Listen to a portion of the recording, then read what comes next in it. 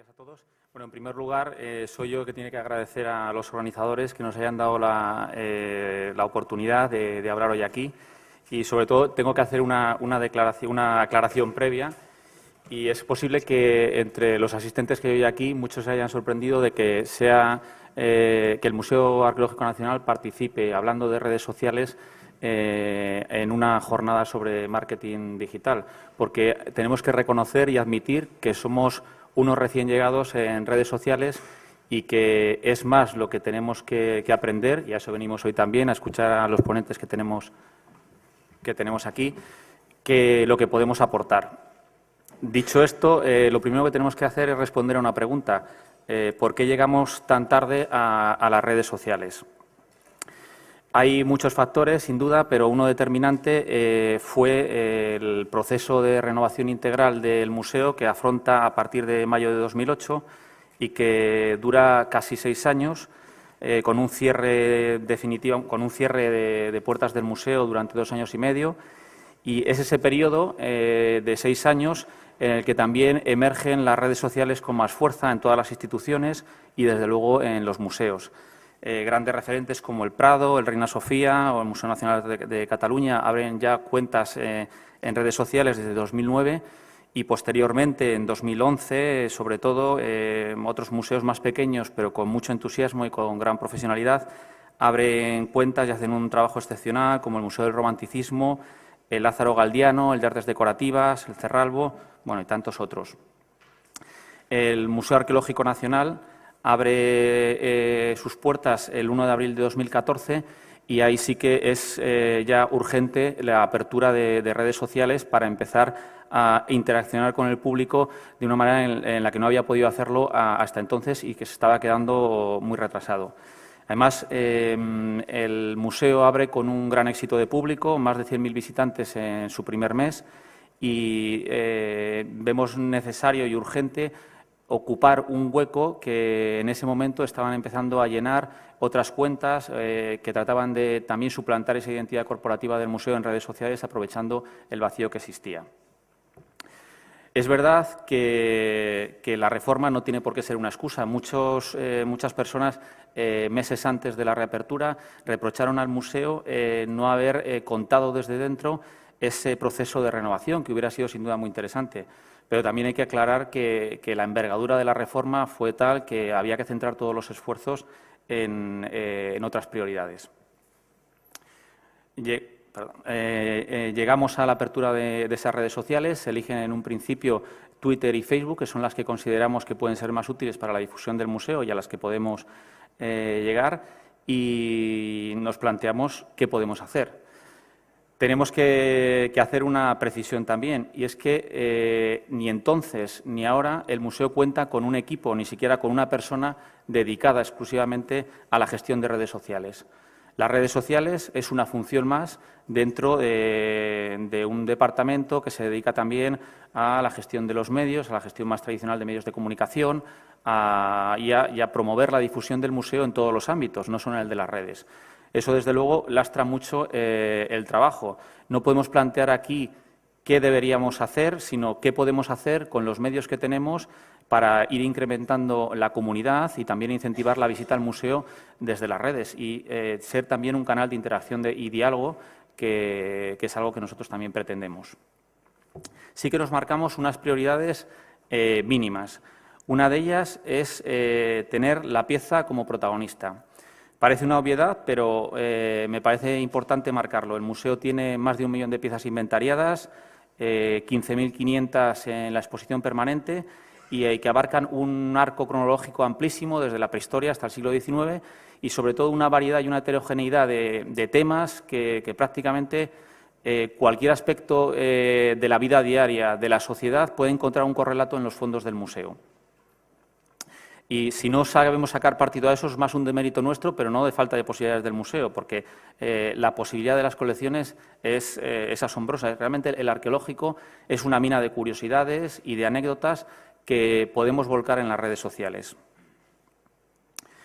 Hablaba de esas 15.500 piezas en exposición permanente y más allá de los grandes iconos del museo, como pueden ser la Dama de Elche o, por ejemplo, la corona de Recesvinto, el tesoro de Guarrazar, creemos que las redes sociales son sobre todo un escaparate extraordinario para otras piezas más pequeñas que pueden pasar desapercibidas en la visita al museo y que en las redes sociales podemos darles un protagonismo extraordinario. Y eso es lo que pretendemos, destacar esas piezas, esos detalles y potenciarlos al máximo. Ejemplos hay muchos. Uno de ellos, estas sandalias de Esparto, por ejemplo, que son unas sandalias del Neolítico con más de 7.000 años, que hemos utilizado en alguna ocasión en redes con mucho éxito y logrando una gran interacción, y que es una pieza que seguramente pase desapercibida o que muchos interesados en la arqueología aquí mismo desconozcan. Y es una pieza fantástica. Hay muchos más ejemplos. También en Facebook la utilizamos con mucho éxito. Siempre nos gusta estar pegados al día y aprovechar las perchas que nos ofrece el día a día, como hace un periódico, para recuperar esas piezas. Algunos ejemplos más, por ejemplo, esta urna que se utilizaba en las votaciones del Concejo de la Mesta y que también acudimos a ella en una jornada electoral. O aquí este pensador de la Capilla Medici que sacamos aprovechando una jornada de reflexión, también en campaña electoral. Este ejemplo, este pensador, que es una postal de los años 30, de 1930, de un diario de viaje de un conservador del museo que realiza un viaje de formación a Italia y recopila una cantidad muy importante, una colección muy importante de fotografías y de imágenes y postales de la Italia de los años 30. Nos ha servido mucho para un montón de efemérides o de ocasiones, y lo que nos ha permitido es dar a conocer un fondo documental que está en la web, que se puede consultar online, pero que no tiene representación en el museo, lógicamente.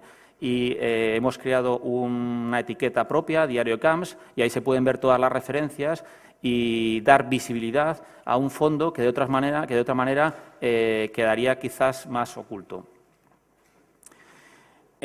También hay los casos, cualquier oportunidad es buena. Por ejemplo, en la última Eurocopa, con motivo del partido de pase a cuartos de final entre Italia y España, aprovechamos este magnífico mosaico de gladiadores con esta leyenda, solo puede quedar uno. Bueno, y todo el mundo sabe quién quedó al final, pero eso es lo de menos. Pero es verdad que este tipo de anécdotas funcionan muy bien y es una manera de desvirtualizar o de dar a conocer piezas que por su tamaño o por el motivo que sea son menos icónicas. Siempre es importante, añadimos el enlace a la ficha catalográfica, porque le damos esa importancia a la pieza y aunque es verdad que muy poquita gente pincha en el enlace, eso lo sabemos por las estadísticas, pero sí nos parece interesante que el museo aporta un contenido científico y nosotros, en la medida de lo posible, lo incorporamos a la red también para el que quiera profundizar en el conocimiento de esa pieza. Otro ejemplo muy reciente, con motivo de la Oktoberfest, recurrimos a una jarra celtibérica donde se servía cerveza, o lo hicimos también con un vaso campaniforme de la Edad del Bronce, donde también había análisis que demostraban la existencia de bebidas fermentadas. Por ejemplo, este sillar ibérico que aparece aquí, que es de Osuna, aparece en un beso, lo utilizamos para San Valentín, pero esta es una pieza que está en la sala de escultura ibérica, junto a la Dama de Baza o junto a la Bicha de Balazote, dos piezas también de mucha importancia, y que, sin embargo, en las redes sociales esta pequeña pieza tendrá siempre más repercusión que la Bicha o que la propia Dama de Baza, por la curiosidad que presenta este beso en un relieve. Y también ha tenido mucho éxito, es una manera de darlo a conocer. La Guerra de las Galaxias siempre es un referente clásico en el Museo Arqueológico, no tanto por la Dama de Elche, o que siempre se ha comparado con la princesa Leia, pero recientemente con el estreno del 7º episodio de la Guerra de las Galaxias, aprovechamos ese momento para confrontar un casco del Imperio Romano, del Imperio de verdad, con un casco del Imperio que había utilizado para la promoción de la película en las calles de Madrid. Sin duda tuvo más éxito el casco del Imperio Romano, tuvimos muchísimos comentarios y todos apostaban por el del Imperio Romano. Esta fue una idea genial de un alumno en prácticas y fue durante mucho tiempo el tuit más visto del museo, y la verdad es que yo creo que tuvo una ocurrencia extraordinaria. Hay algunos otros seguidores, como por ejemplo este, que comparó un recubrimiento de un silo del Neolítico con el halcón milenario. La verdad que no le falta razón. Utilizamos también etiquetas tradicionales, que no son muy originales, pero que siguen funcionando bien en redes sociales y que creemos que es necesario aprovechar. Pero siempre lo hacemos apoyándonos en una pieza del museo. Si no tenemos una pieza que lo acompañe, no la utilizamos. Aquí, con motivo de la efeméride del descubrimiento de las claves de la escritura jeroglífica, utilizamos una pieza del museo, o con motivo de la erupción del Vesubio recurrimos también a una de esas fotografías de Emilio Camps recordando la erupción. Y en redes sociales hablábamos de los detalles y nos parece muy importante, nos parece una plataforma muy útil para poner el foco, para poner la lupa sobre esos detalles. Hay muchísimos ejemplos. Hemos seleccionado, por ejemplo, este de escritura en un vaso ibérico, o este entalle de anillo, que forma parte de la última exposición temporal del museo, de la exposición sobre Lusitania. Es una pieza pequeñísima, diminuta, que en la exposición se podía apreciar con todo su detalle con una app descargable gratuita, y que aquí utilizamos la pieza, la fotografía, que es fantástica, para mostrarla en redes. Y el visitante a la exposición, quizás si no tenía esa aplicación o si no había visto la imagen previa, sería una pieza en la que jamás repararía. Y sin embargo es la belleza que os mostramos ahí. Y si hablamos de lo pequeño, de los detalles, el museo tiene un filón en su colección numismática. Tenemos la suerte de contar con una de las mejores colecciones numismáticas del mundo, con más de 300.000 piezas, que comprenden del siglo VI hasta la actualidad. Y las monedas, que son habitualmente un objeto poco querido o que muchas veces se considera aburrido en la visita a un museo, en las redes adquieren un protagonismo y una relevancia fantástica, y además con muy buenos resultados. En este caso, por ejemplo, para conmemorar la democracia, el Día Internacional de la Democracia, acudimos a esta tetradracma ateniense. Y bueno, ahí las comparaciones suelen funcionar muy bien, comparando las alegorías o las distintas iconografías de las monedas a lo largo de los tiempos. Aquí, por ejemplo, hemos mostrado el rapto de Europa en una moneda de Cástulo y en una moneda de 2 euros griega, o, por ejemplo, este sestercio romano, que utilizaba una personificación de Hispania, que luego recupera en 1869 el Gobierno provisional para una moneda de 5 pesetas. Hay muchos más ejemplos, por ejemplo, el centén, que es la moneda de mayor valor y tamaño de la historia de España, que en estos primeros planos que nos permiten las redes sociales es una manera de darles a conocer, y nosotros sí que hemos notado una respuesta de gente que se ha aficionado, que siempre nos dice que las monedas o los detalles de la numismática es algo de lo que más les gusta de nuestra cuenta. Además de monedas, hay también medallas, como la que utilizó Televisión Española para su promoción de la serie Carlos Rey Emperador, y que esa medalla, la tiene el museo y también la utilizamos durante la serie para darla a conocer. Pero bueno, por mucho que hablemos de los detalles y de lo que nos gusta destacar las piezas menos conocidas, tenemos que rendirnos a una evidencia, y es que los clásicos siempre triunfan, sin ninguna duda. Y el ejemplo más claro es la Dama del Che. Dos de los tres, tengo aquí los datos, 3 de los 5 tweets con más impresiones desde que abrimos la cuenta de Twitter están vinculados a efemérides de la Dama del Che. Y lo mismo ocurre en Facebook, con 4 de las entradas con más éxito de la historia de las cuentas, la breve historia de nuestras cuentas, han estado vinculadas a la Dama del Che. Este es una de las efemérides clásicas, que es la llegada de la Dama del Che en 1941 a España. Tenemos aquí el tuit que publicamos en 2015, que con la cuenta apenas con 5.000 o 6.000 seguidores ya tuvo 75 retweets, y ya en 2016, con una cuenta un poco más poderosa, pues alcanzamos los 169 retweets y una gran proyección. El 4 de agosto, que se cumple la conmemoración del descubrimiento de la Dama de Elche, este tuit consiguió ser el más visto hasta ahora de la cuenta también, con más de 82.000 impresiones y más de 600 retweets. Teniendo en cuenta que el perfil del museo ronda ahora mismo los 20.000 seguidores, pero en aquella época también en torno a los 15.000, bueno, son unas cifras que demuestran el enorme tirón que tienen todavía estas piezas icónicas, de las que no queremos abusar, pero que es evidente que funcionan muy bien.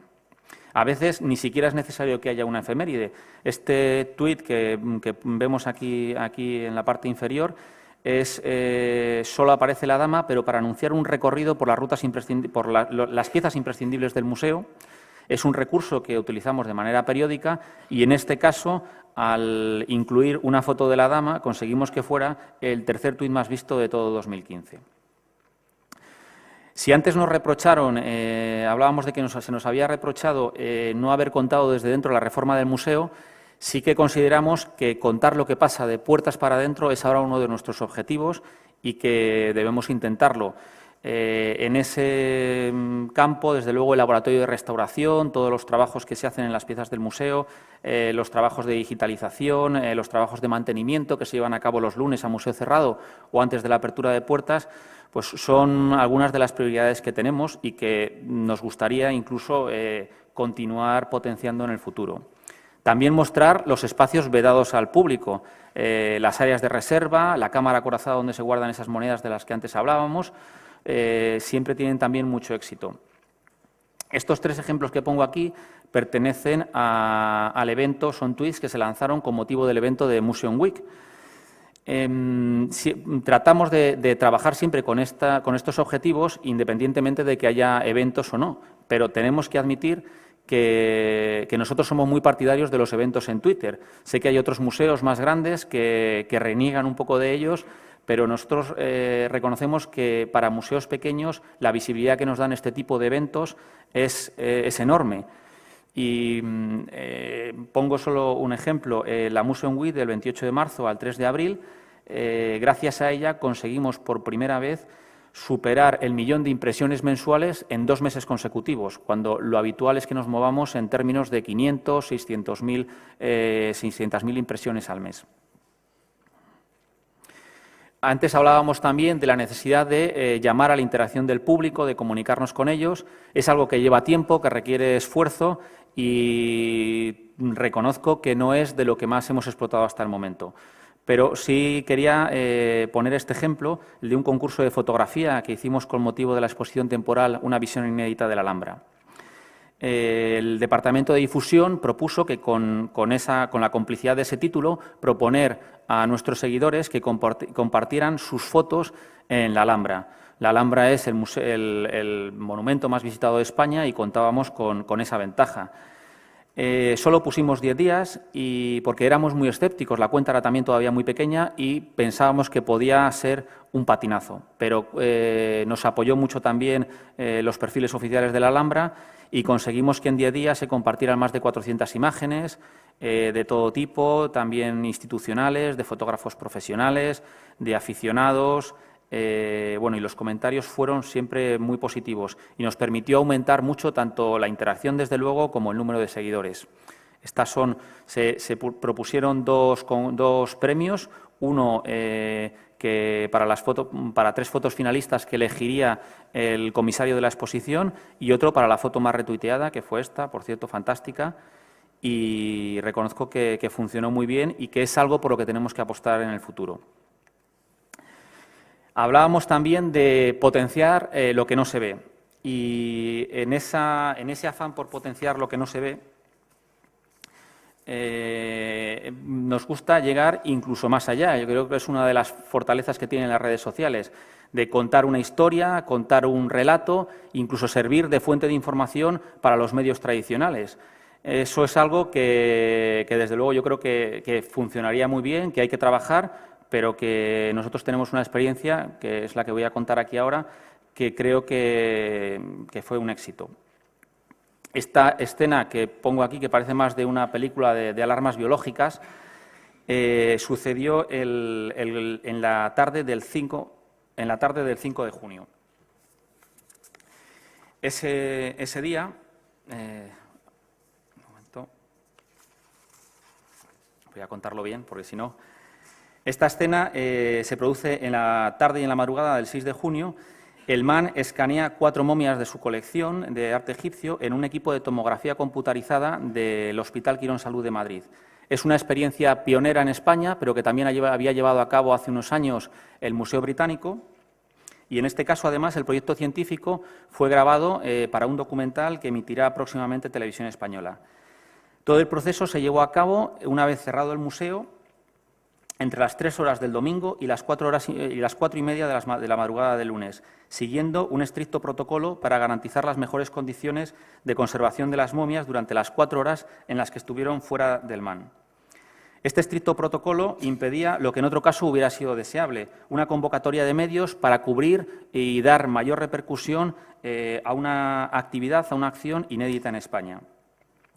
Y entonces todo, como no podíamos contarlo con los medios, decidimos contarlo en directo, coordinadamente en las 4 instituciones participantes, por un lado Televisión Española, la productora encargada del documental, el Hospital Quirón Salud de Madrid y, por supuesto, el MAN. Se eligió una etiqueta, Momias al Hospital, y el día anterior se empezó a difundir el evento que iba a tener lugar el día siguiente. Ese mismo día, desde primera hora de la mañana, las diferentes cuentas implicadas en esta operación empezamos a darle difusión en redes, anunciando lo que iba a ocurrir a partir de las 4 de la tarde. Por la mañana presentamos a nuestros protagonistas, por supuesto, a Nespamedu, este sacerdote, a 2 momias egipcias más y también a la momia guanche, que es una reciente incorporación al museo y que es así de espectacular. Bien, teníamos claro que la inmediatez de Twitter no podía convertirse tampoco en una cascada acelerada de tweets narrando de manera apresurada todo lo que ocurría, ni tampoco servía recurrir a la instantaneidad del móvil o de la tableta. Queríamos contarlo, pero contarlo bien.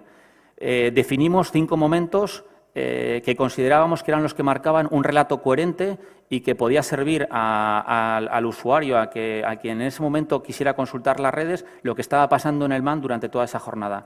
No se trataba de lanzar continuamente tweets, sino de lanzar los que podían contar de mejor manera ese relato y además con fotografías de la mayor calidad posible. Había un fotógrafo profesional y en vez de recurrir, como decía, a tablets o a móviles, lo que hicimos fue descargar las fotos, seleccionarlas, todo en tiempo récord, con rapidez, pero al ser un traslado de 4 momias había tiempo suficiente para contarlo sin necesidad de atropellarnos.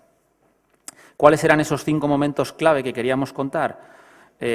Uno, este primer movimiento, el paso de la vitrina al embalaje. Otro, el embalaje de las momias y cómo debían de llevarse para asegurar su transporte de la mejor manera posible.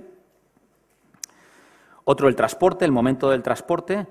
Este tuit es de las 11:20 de la noche y ya por la rapidez y por la inmediatez, ahí sí que tuvimos que recurrir a la tablet y a contar el momento en directo. Y por otra parte, todo fue una acción coordinada, como decía. El resto de las cuentas también estuvieron retuiteando lo que el museo contaba y la Clínica Quirón Salud, por ejemplo, ya no se esperaba con esta espectacular fotografía que el TAC del hospital estaba esperando a las momias. Las momias llegaron al filo de la medianoche al Hospital Quirón y allí fue el perfil oficial de Quirón Salud quien tomó la iniciativa. Nosotros también les dábamos cobertura, pero ellos fueron quienes contaron lo que les correspondía, que era el paso al TAC, al equipo de tomografía computarizada de las momias.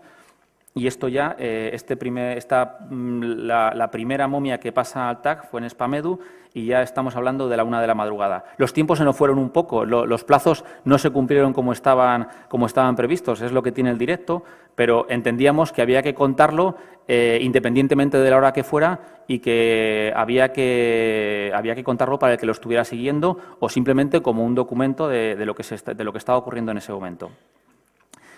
El último momento, el quinto, son las primeras imágenes que aparecen en 3D de las momias. Fue un momento, además, tremendamente emocionante que vivió con mucha emoción la jefa del Departamento de Egipto y que nosotros contamos en ese momento en directo.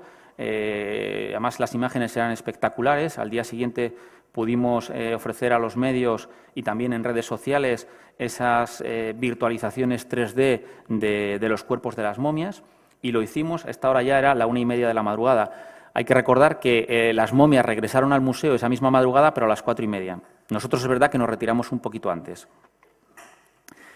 Al día siguiente, desde primera hora de la mañana, lo que hicimos fue recuperar también la historia, porque éramos conscientes de que las horas intempestivas a las que se había sucedido todo el relato, había que recordarlo y recuperarlo. Ya desde primera hora recuperamos las imágenes, lo fuimos contando. Y antes, cuando decía que no por primera vez, pero que las redes sociales podían ser una fuente de información también para los medios generalistas, este fue un ejemplo. El ABC, a través de la cuenta de Twitter, se dio cuenta que estaba sucediendo este traslado, y al día siguiente, en la edición digital, a primera hora de la mañana, aparecía ya una noticia, un adelanto, con fotos tomadas de las cuentas de Twitter y con la información extraída de lo que se había ido contando ese día con la etiqueta Momias al Hospital. Posteriormente se hizo una convocatoria, una nota de prensa, se difundió un dossier, pero la primera noticia estaba ahí y fue a través de las redes sociales. Fueron unos 20 tuits aproximadamente que el blog de Televisión Española recuperó y sacó ese del Mana Quirón Salud en 20 tuits, así se contó el viaje de las momias. Fueron 20 tuits y nuestra cuenta consiguió en ese periodo horario más de 100.000 impresiones, que dado la hora a la que se hizo, pues es un resultado bastante bueno. También se contó en Facebook con un par de entradas esa misma tarde del domingo, y al día siguiente con un álbum muy completo de fotografías y con los modelos 3D de los cuerpos de las momias. Bueno, ¿y todo esto para qué? Pues nosotros estamos razonablemente satisfechos con los resultados. Hemos conseguido multiplicar por 7 en menos de 2 años el número de seguidores, tanto en Facebook como en Twitter.